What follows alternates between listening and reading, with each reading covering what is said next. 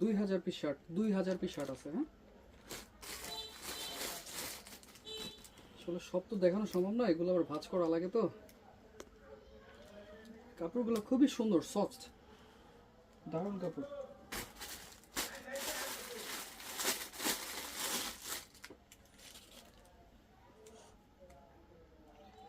আচ্ছা, আমি কয়েকটা দেখাইলাম, বাকিগুলো আমি একটু ক্যামেরায় দেখাচ্ছি।